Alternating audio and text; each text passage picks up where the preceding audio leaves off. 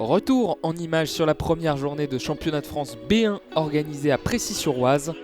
Pour ces deux premiers matchs, le Racing Club de Lens retrouvait le FC Précy-sur-Oise et le Sporting Club Schiltigheim.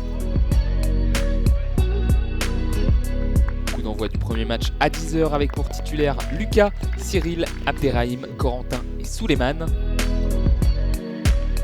Ça démarre très fort pour Précy qui enchaîne plusieurs actions dangereuses. Le numéro 10 manque son tir de l'extérieur du droit et frappe du gauche, sans souci pour Lucas. Percé ensuite dans l'axe de Youssef El Adaoui, tir au sol et superbe plongeon sur sa droite du gardien. Les Lensois ripostent avec une occasion pour Abderrahim, excentré, mais la défense adverse l'empêche d'ajuster son tir. Nouvelle occasion pour le FC Précy-sur-Oise et malgré la défense, le numéro 11 El Adaoui parvient à tirer vers la lucarne en déséquilibre. Il trouve le poteau droit. Sur l'action suivante, double parade du portier lensois qui empêche l'ouverture du score devant Khalifa Youmé au sol puis sur sa droite. Mais sur corner, le numéro 11 espagnol Youssef El Adaoui se faufile, tire du droit au sol et marque 1-0 pour Précy-sur-Oise.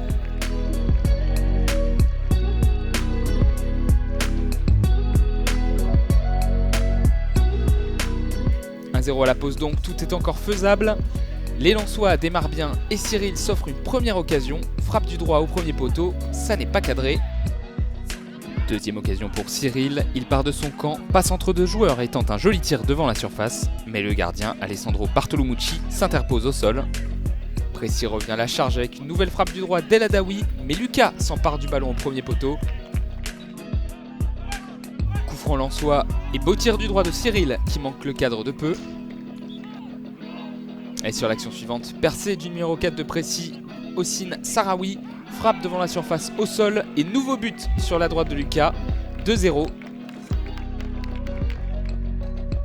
Les Lensois bénéficieront d'une double pénalité en fin de rencontre pour tenter de réduire le score, mais le tir du droit de Cyril est plein axe et vient buter sur le gardien. On en reste là, 2-0 et victoire du FC Précy-sur-Oise.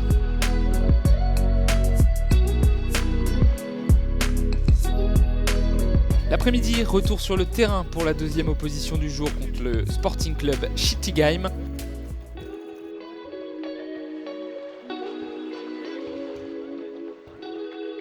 Même composition pour ce second match, Lucas, Cyril, Abderrahim, Souleymane et Corentin.